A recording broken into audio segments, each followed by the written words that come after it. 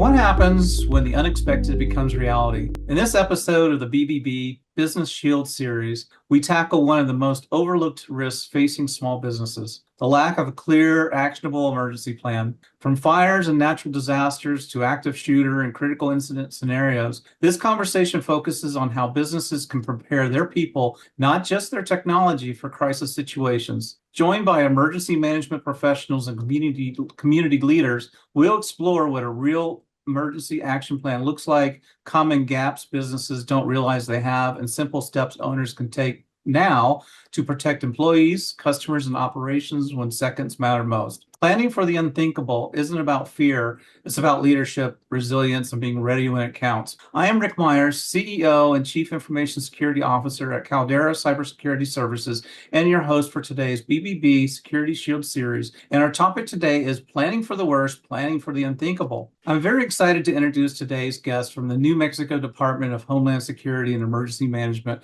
who will help us explore the important topic that we don't always think about until it's too late. Zack Walker is a local preparedness manager for the state of New Mexico. He leads statewide preparedness efforts, including the National Incident Management System implementation, National Qualification System implementation, Community Emergency Response Team coordination, and hazardous materials tracking. Zack has supported multiple emergency deployments, including the Calf Canyon Hermit's Peak Fire. Zack is an alumnus of the National Emergency Management and Advanced Academy, the Naval Postgraduate School Center for Homeland Defense and Security, and Wayland Baptist University. On our panel, we have Erica Genty, Micro Innovation Manager at the New Mexico State University, and Dr. Mindy Brown, Director of Education at Intellitech College in Albuquerque. Erica, Mindy, and I all serve on the Board of Directors for the Better Business Bureau of New Mexico and Southwest Colorado. Welcome, everybody. With introductions out of the way, let's jump into the conversation. Zack, start us off, please. Yeah, well, thank you guys for having me. Business is so important for the success of a community, right? And having businesses succeed when a disaster happens, and the recovery from a disaster is critically important for the whole community, right? Because without employers, without a tax base, right, a community can shrivel up, and it's important that our businesses in New Mexico are prepared and ready for bad days and have something in place and are able to come back from that. The common statistic that gets thrown around is that 40 to 60% of small businesses don't reopen after a large disaster. So doing work on the front end to be ready and have a plan in place to be able to respond to an incident, and then almost equally as important, be able to sustain operations and recover is very critical. So that looks like a lot of different things. The first part is, like, a business isn't able to operate without staff, right? So preparedness really starts at the individual level, which might sound a little cliche, but if your employees are not able to come into work, right, that's gonna have an impact on operations. So having a prepared crew, having a prepared staff and team that have 72 hours at least of food and water at home, have arrangements for childcare, right, if schools are closed, things like that are gonna enable them to be able to be part of your workforce. So that's the first place, is directing people to look at personal preparedness. On the business side, it gets pretty interesting, and maybe not the most exciting topic, but definitely really important, is business continuity and continuity of operation planning, right? And that it's easy to, it sounds fancy, it sounds big, and that's easy for maybe the famous Waffle House index, right? They've got they're able to run with the power out in the middle of a hurricane, and it doesn't have to be that complicated, right? And you don't have to be part of like a big multi-million-dollar corporation to be able to build that capability. What that can really look like is identifying it comes down to 4 planning factors: your staff and organization, equipment and systems, information and data, and then sites, right? And if you can sort out who are those key people? Do I have any single points of failure? Do I have somebody where if they don't come into work, this whole business function stops, right? And what are those critical business functions? What systems do I have to have? Is there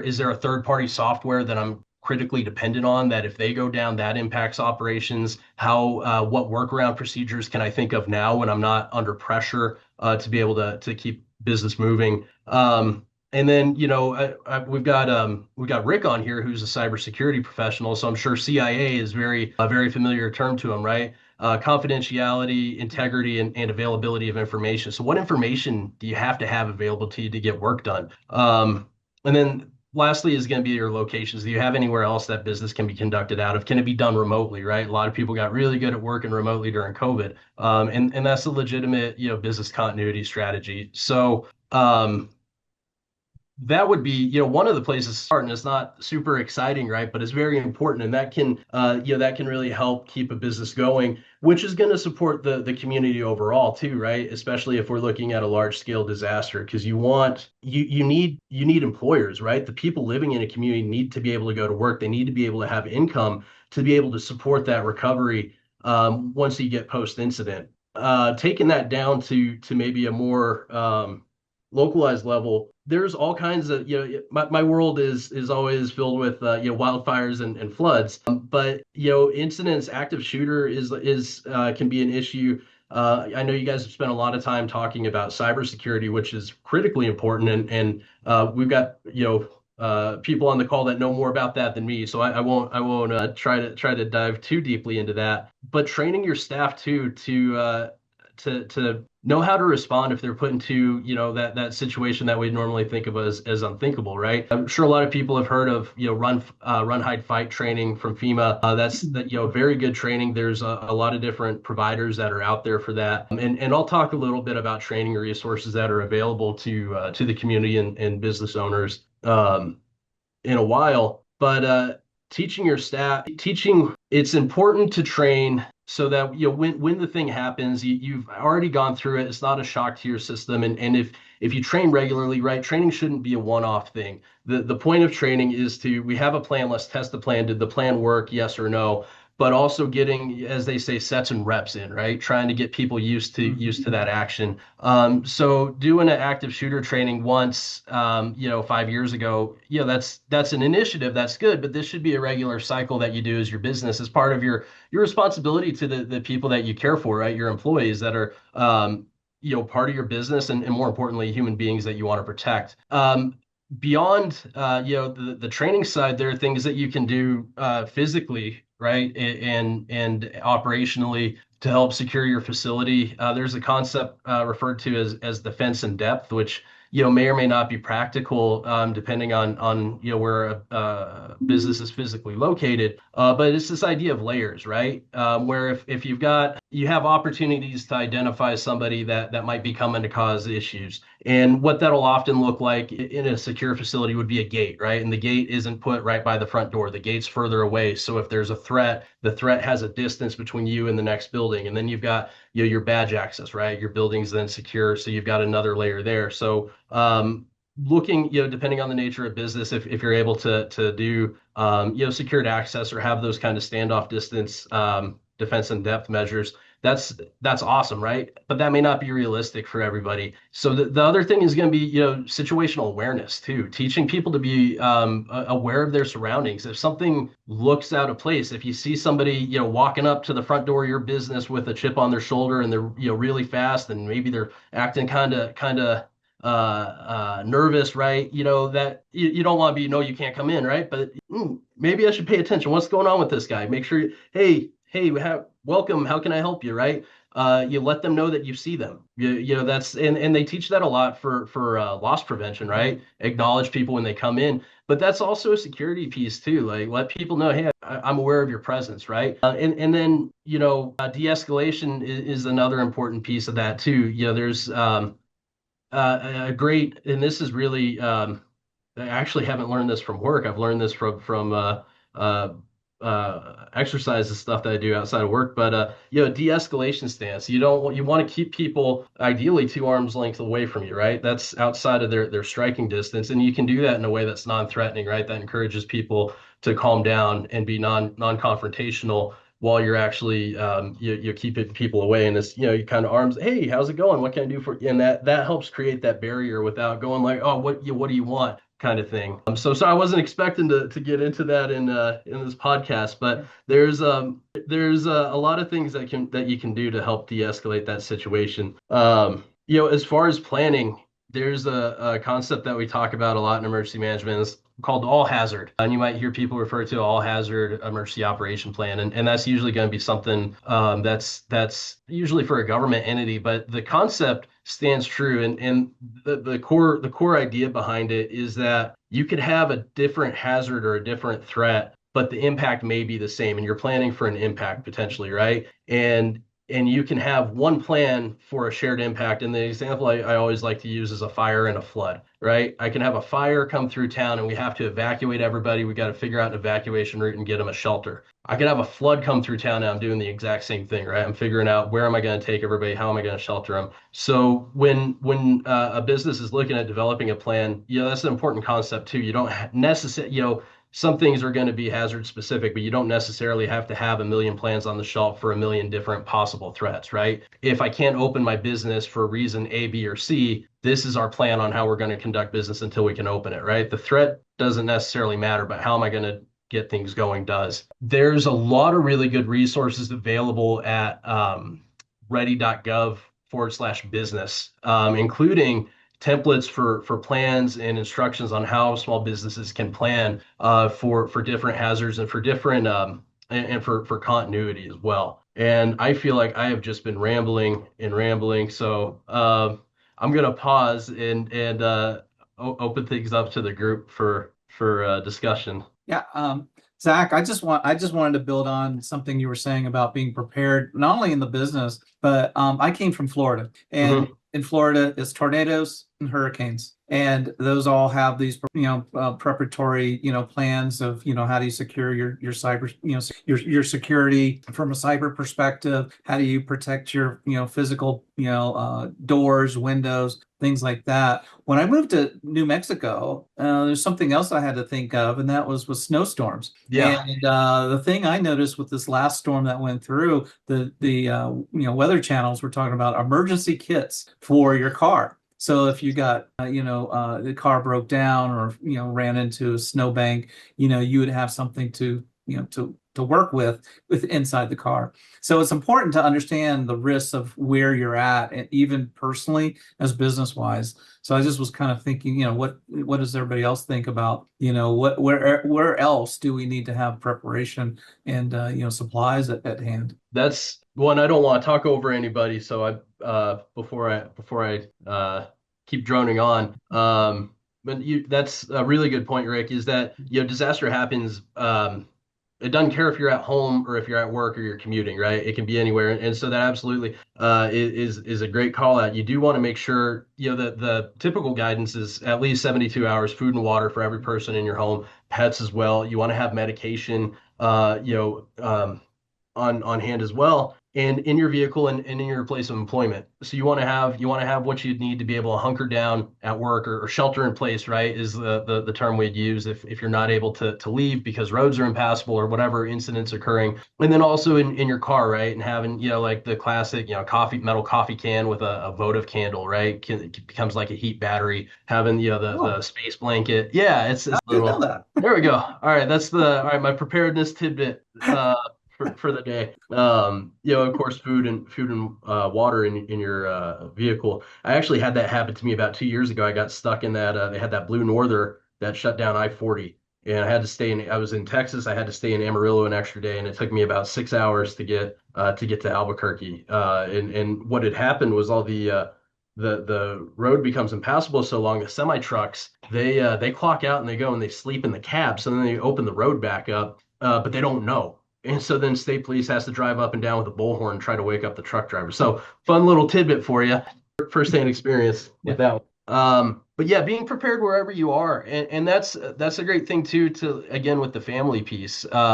Another important thing to consider is going to be communication planning, both for your family and for your business. There's a acronym that they use a lot called PACE planning, which is primary, alternate, contingent, and emergency. And ideally, you'd want to have four options, and it doesn't have to just be for communication. It could be any for like any essential business process. So this is, primary is your day-to-day operations. If that Mhm. doesn't work, here's our backup.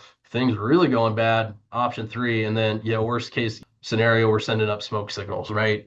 Doing something. Another kind of interesting thing to keep in the back pocket is when cell towers get overwhelmed from a disaster, you can sometimes still get a text message through when you can't get a phone call through. So being able to prepare and teach your staff, like, hey, if we have a severe weather event or we have such and such impact, be monitoring your phone not just for phone calls, but for text, and communicate that way too. You may be able to get through. Using that. Another thing that's advocated for is having an out-of-state contact. Again, for similar reasons, if local cell towers are overloaded, or if they're impacted and they're down, you may be able to make a long-distance call when you can't necessarily make a local call. So having somebody where, hey, if we can't get a hold of each other, if you've got maybe a sister site or another business, or personally a family member that's in another region, we're all calling into this person, right? And they're going to be our dispatcher, so to speak, and that kind of that central point of contact. So that's another thing to keep in mind. One of the other things I wanted to share with you guys. Well, actually, let me open it back up. Rick, did you have any other I things you want to share? Yeah, I would also, as people or as businesses are doing their emergency plans, they have to think about plan A and plan B. Yeah. And one of the things they need to think about is what happens if I need to travel outside of the disaster zone. I have to move people to a point because I got my business is critical. I need to make sure my call center's up and so forth to handle, Mhm. incoming calls. So one of the things that we planned for during hurricanes was hotels and other accommodations for staff to go to in case that they need to evacuate. And so planning that early within the year before the hurricane strikes to make sure that the parties who would travel are able to travel. And if they are on the travel team, they have enough early warning and enough relief from their duties so they can prepare their own families so that they would be ready to actually evacuate and go to the alternate location to set up, operations. So just think about that early on in your, yearly planning is do I need to have a critical location or, alternate location to provide critical services? All my years as a, go ahead, Zach. No, no, I want to hear what you have to say. Yeah. Yeah, all my years as working in business and as an entrepreneur and a small business owner, people in that arena don't ever think about having that plan. No. It's kind of in the back of their head, but nobody has, when you work for a big organization, they have the emergency plan in the binder. But the mom and pop shops or the mid-size businesses, they don't even think about it. They don't think about what to do when there's a natural disaster or a fire or a hazmat incident, or that they even could have a hazmat incident. If they're a printing business, they just think, hey, we have a bunch of ink. They don't realize that Right. could be a hazmat incident there. Now, things that we also have to deal with, like that active shooter, but also just a violent incident. What is when somebody comes in off the street or an employee loses it? What do you do then? How do you deal with medical emergencies? Those are all things that the typical smaller business owner doesn't think about. Why do most of those business owners think, well, that won't happen here? And what kinds of emergencies do you think that small businesses are most likely to face, but they're the least prepared for? Yeah, that's a really great question. So there's so much to unpack and talk about from between yours and Rick's. Rick got me all excited because he's speaking my love language of continuity planning. Yeah. And there is a ton of free training resources out there, and he's absolutely right. Thinking ahead, thinking of the logistics. If I have to move locations, do I have somewhere else I can do business? And not only that, but are there hotels? Is there a place for my staff to stay? Are there Right. restaurants to eat at? Is there a gas station? Things that you kind of take for granted.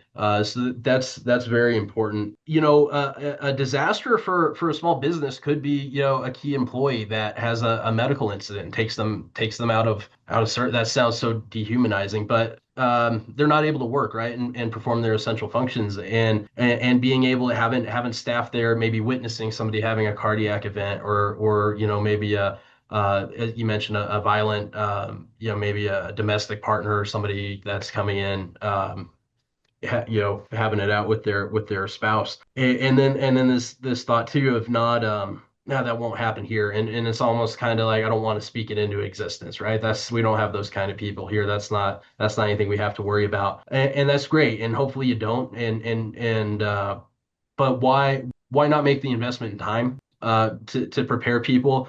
And so we talked about, at the beginning that training shouldn't happen just once. It should be a continuous thing. And there's, the run, hide, fight training, teaching people if you've got AEDs in the building, well, where are they, right? And how do you use them? Teaching people first aid, stop the bleed is really important too. Run, hide, fight is great, but being able to teach stop the bleed training is incredibly important. And having those kits and having people know where they are, making sure that they're up to date. Same with your things like your fire extinguishers. If you turn it upside down and you hear a clunk, that's a problem, right? That's all of your fire retardant stuck in one piece, not working, right? So even the basics of just rudimentary fire prevention, is my extinguisher still usable? And that's another great training too. And local fire departments will gladly come out and teach, pull, aim, squeeze, sweep. Here's how to do, basic fire prevention. And that's another preparedness element there too, is if you're dealing with hazmat or if you've got different chemicals, just kind of common sense industrial hygiene, right? Of not putting an oxidizer next to a flammable liquid, right?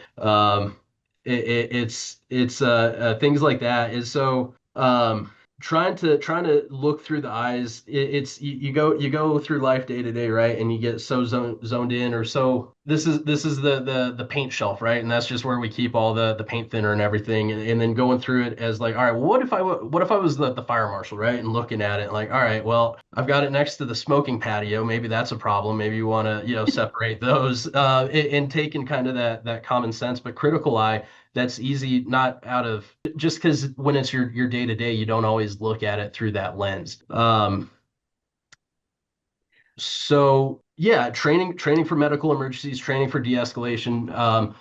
Have somebody at the front of the store too that's able to, do you have the ability to lock the front door without having to get a Allen wrench, right? Do you have a knob on it? Are there is your glass tempered or not? Our coworker of mine, he was, this is maybe kind of a dramatic example, but he had been a Marine Corps recruiter in a previous career, and they had a shooting incident at another office, and they put big lead plates behind their desks, and that was their one of their mitigative measures was they've got a safe barricade that they can get behind. Now, granted, that might not be the prettiest or most aesthetically pleasing solution, but looking practically too, like how can I protect my staff if they're in this environment? Do they have the ability to lock the door? And then accountability in the sense of who is here. Where are we going to reconstitute if we have an active shooter? Run, great. Where do I run to? Am I going to run, towards the door they came in? Am I going to run out the back door? Is there a side door? People too, especially in public settings, will get very tunnel visioned on like public entrances and exits, right? And they don't think about like, oh, I can run into the freezer of the Allsups that I'm in, right? And go out the back way there. I'm not limited to just the public entrance, right? If you're in that kind of survival situation, look at everything around you and think about the ways you can get out. And those are the other things you can teach your staff too, is you do that run, hide, fight training, but where are those points of ingress and egress? Where are the ways we can get out that we don't normally use? Those kind of options. And then once we get out, teach everybody, call 911, right? It's easy to assume somebody else called 911, and that they always teach that with the medical piece too, right? The first thing you do if somebody's having a medical incident, you call 911, you go wait for the ambulance and bring them in here, and then somebody is treating the person, right? And so being able to take people and empower your staff to make decisions when it's an emergency, let them know, hey, I'm here to support you. We're one team. If a crisis happens, your job is to call emergency services, right? Your job is to take control of the situation. Don't be afraid that you're doing wrong, right? If it's an emergency and you're in a position to step up, do step up and empower your people to do that, and let them let them know you're going to stand by them if that kind of situation ever happens. I got a little sidetracked, but the reconstitution and the accountability piece, that's another kind of obvious one, but who's working that day? If you do have an active shooter, or you do have maybe a domestic violence incident, or something happens where everybody has to, or even just a fire, right? Everybody has to leave. How do you know, are you going to be able to tell the fire chief when they show up on scene, hey, is there anybody left inside, right? And that's not a simple question, because if you don't know, now you're sending people in to do search and rescue in a environment that's hazardous to them, right? And it's important to know where your folks are. So we, even here in my shop, the national labs are really good about doing it too. They have a whole system that's built out on they have accountability rosters. But if we ever have to leave the building, we know where we're all going to rally. So you pre-identify that and you practice that, and that's not just for fires, that can be for anything, right? And then who is here, and check it off so that you can speak to, like, yeah, we got everybody, or no, we're missing 2 people, and this is who we're looking for. So those are all important things. One other piece too is bomb threats. That's something in swatting too, comes up a lot, right? But the bomb threats are one that I think get misunderstood, and there's actually a whole lot of free training resources regarding how to validate, for lack of a better word, a bomb threat, how to assess a bomb threat. And if you're that decision maker for a site, that's really worthwhile for you to take, because you can, that's a very easy way for people to be able to disrupt business operations for essentially no cost to them, and being able to have a policy and a plan in place, have the training ahead of time, and know how to validate, all right, were they specific, were they nondescript, was it credible, right? Does it pass the giggle test? And look at your operation. Is it a one storefront with 3 people in it, where I can, like, I don't see the bomb, versus is it a multi-story building with multiple places where people can get in and out with 100 employees? That's maybe a little bit more harder to keep tabs on, and yeah, that could be a whole podcast in and of itself. But there's a ton of training resources out there too, and I think that's another place that people maybe forget about. And that's another one where there's training specifically for your people that answer the phones, right? Because it's probably not going to be the decision maker. It's probably may or may not be the owner or CEO, right? That's picking up the phone and, oh, I just got a bomb threat, right? It's going to be that frontline employee, that call taker. And kind of similarly to how we want to teach people to run, hide, fight, to not freeze when that thing happens, you can teach those people. There's actually a whole checklist for them. Oh, really? Okay. Where is it? What does it look like? Do you know when it's going to go? All these things to ask to be able to get more information. Kind of like how you leave a screen open when you get a cyber attack, right? To be able to document and capture some of that forensics. You can do a similar thing with the bomb threat. So that's another piece that is really important, that kind of gets overlooked a lot. Well, I have taken so many notes. I could have this conversation go on forever. And when Rick was talking about, planning for, where your employee's going to go, are there hotels? I have never worked at a business that ever thought about that. They were like, you're on your own. Good luck with that. So I would love to work for an organization that did that kind of planning. People don't want to talk about this stuff, but how does planning for the unthinkable ultimately make a business stronger rather than more fearful? Yeah, well, it never should be about fear, right? And that's a really great point, is that it's like, I don't want to talk about that because I don't want to scare people. And I think that it comes down to, like, kind of a culture shift, right? Where it's like, we're not talking about to scare people, we're talking about it so it's not scary. So that's not this terrible thing that we can't even, who cannot be spoken, right? It's not Voldemort. We could talk about, hey, bad things happen. We don't think they'll happen here. But we don't take chances, right? We're going to be ready, and we're prepared people, because my team, my employees, y'all matter. We're going to take time to be ready for whatever incident faces us. And I think the other piece too is, and I'm bad about this, is because it's my everyday world. So I'll talk about, you're like, oh, this really interesting WMD study came out, and everybody's looking at me horrified. I'm like, no, it's a great read,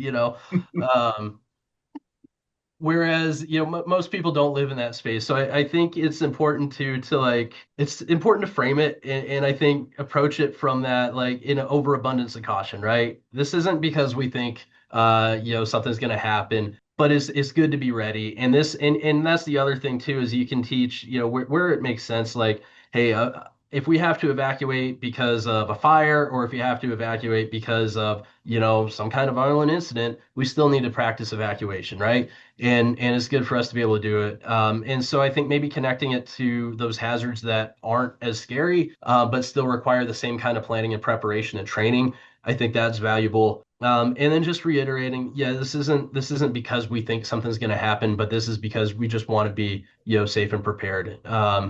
And maybe piggybacking some of the scarier stuff too, with like, hey, we're doing first aid training, everybody. Nobody's going to be like, oh, I don't want first aid training. And then that's you add, okay, well, and this is how we use an AED, and if we're going to evacuate for a fire, this is how we do it. And well, let's sneak run, hide, fight training into that too, right? And then it's just one part of a suite of training instead of like, oh, I wonder why they're focusing on active shooters so much, right? It's just one part of like, this is how we be ready. We're ready for anything. Yeah. One thing I would really encourage the audience who's listening to this, whether you're a small company, of 5 employees, or a larger company with 100, 500, 1,000 employees under your roof every day, all of these are very practical ideas to take forward in your own business. A small company can still have a fire. It can still be exposed to a chemical spill outside their doors. They could still have a disgruntled customer come in. So what are you going to do? And so, the large companies can afford to have a risk management group or,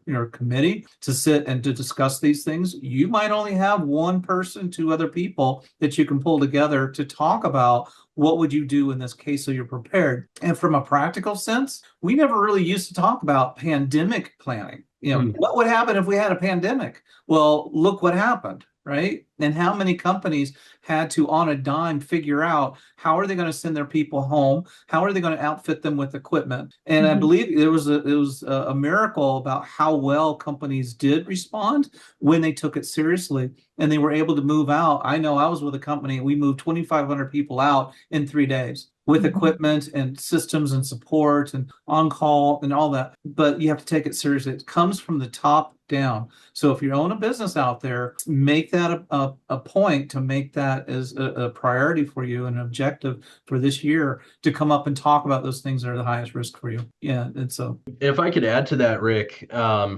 the planning piece, especially for a small organization, it doesn't have to be a 500-page binder. It can be a checklist. It can be a 1-page document. And there's again, I would really encourage people to go to ready.gov/business, because they have a lot of stuff specifically for this, where they've done a lot of a lot of templates and things, and then it prompts you with the questions, right? And it gets you into that mindset. Hey, all right, for this part of your business, what do you depend on, right? And it does a lot of that legwork ahead of time, so it makes it easy to plan. It doesn't have to be a whole team spending 3 months writing this giant thing. And the other part to that too, the mindset shift, or the mindset I think that's important is, making a plan is making critical decisions when you have the luxury of time. And I think that's a really important piece, because everybody knows their decision making is compromised when they're in a high pressure situation. You don't have all the information that you need. Time, things are time sensitive. I have to make an action now. If you can take some of that burden off of yourself by figuring out some things ahead of time, doing a little bit of planning now, you've given yourself an advantage if you ever need to make a decision in a crisis, because you've taken some of that ahead of time. So it's an investment in the future that hopefully you never need to draw on, but it's there. Yeah, that's great. I love that statement that you do it now while you have the luxury of being able to do that. I love that. And I really love your what you said earlier about the all hazard planning. Instead of, okay, let's talk about our active shooter plan or our whatever plan. Let's talk about evacuation, regardless of what we're doing. Let's talk about coming back together. Let's talk about calling 911. Let's do that. Before this, Rick and I were talking about how plans that are practiced over and over work well, and we see that within like schools. Like back in our day, this is going to date us, but back in our day, we learned to hide under desks because we were going to get blown up by a nuclear weapon, and we just practiced it and practiced it and practiced it. And now students, no matter, I mean, it's awful, but students are practicing and practicing active shooter stuff. But we see that the muscle memory happens when, unfortunately, they need that. But businesses aren't doing that. And businesses need to do that with their employees. Let's practice at least the basics, like the all hazard, how do we get out? How do we call 911 and all of that? I think that's great. Yeah, I'm inspired to go do some active shooter drills because I think that's the area we might be weakest in. We have all of our, we do our fire drills and we do, all of the others, but we haven't done an active shooter drill this year. So we need to probably. Yeah, and think about putting signs up in certain conference rooms to say this is a safe zone. And why is it a safe zone? Have you secured it? Have you put bulletproof glass up? Have you, reinforced the doors and the locks, things like that, to make it a safe zone and let people know this is where you can go, and show them where that's at. So this has been a wonderful conversation. Is there any more questions before we break? A couple last plugs. Okay. Keep in mind access and functional needs too when you're planning. If you have any folks that maybe if they're wheelchair bound or they have any mobility or accessibility issues, be thinking about that. How are you going to evacuate? How can you take, or if they're customers too, right? Keeping that in mind. There is a whole world of free, primarily online, but also in person from time to time, training for emergency preparedness through the National Domestic Preparedness Consortium, which has the FEMA's National Disaster Emergency Management University, Texas A&M Extension Services, LSU's, NCBRT, a whole bunch of different colleges and universities. If you go to cdp.dhs.gov/FEMA SID /register, or if you Google FEMA SID, it'll come up. But if you register for a FEMA student ID, you can avail yourself of a ton of free training. You can also go to preparingnewmexico.org, which is our state's training website, which has more resources, as well as dhsem.nm.gov, which is our agency's website. And you can follow us on social media. NM, we put out preparedness tips regularly, and good place to stay up to date. Yep. I'll be posting of those. Yeah, sorry, I will post those. I will post those at the end of the podcast, and you'll be able to see it on the slide. So, awesome. All right. Taking a bunch of those FEMA courses. They're pretty good. So, some of them are. Some of them are good, sleep aids. And some of them are. But one question I have before we go is, if a business owner could do one thing this month to improve preparedness, what would it be? If a business owner could do one thing this month to improve preparedness, I would, starting with the basics would be making sure that they and their team have 72 hours worth of supplies at home. Because if you're having to figure out how you're gonna get supper for the next 2 days, you're probably not coming to work. So I would say start with the basics, be prepared at home, and if they were feeling ambitious and wanted to do step 2, I would look at if there are any single points of failure. Do I have only one person that has access to this system or this location, and who can I make the backup for that? That would be the other thing I would. Yeah. Right. Awesome. Okay. Excellent. A sincere thank you, Zack. I appreciate it so much for you being here today, talking about emergency management and preparation. This is such an important component of every business, and everybody, in a personal perspective as well. So again, thank you for, providing that insight to us. And I also like to thank my fellow panelists, Dr. Mindy Brown and Erica Gentry, for their valuable insights. But before we wrap up, I'd like to add this to our conversation and say that, the BBB Business Shield podcast series is all about education to our community and letting you know about subjects like this and how important it is to you as a business. So we're the committee that runs the BBB Business Shield is planning for a security expo this mid-October, bringing together speakers, vendors, and community partners focused on protecting businesses from cyber and physical threats. We're looking for experts and solution providers and business owners who want to learn and share and get better prepared. So please look out for more information as time marches on through February, March for how to participate. So thanks for joining us, and remember, preparation isn't about fear, it's about resilience. Thank you and have a great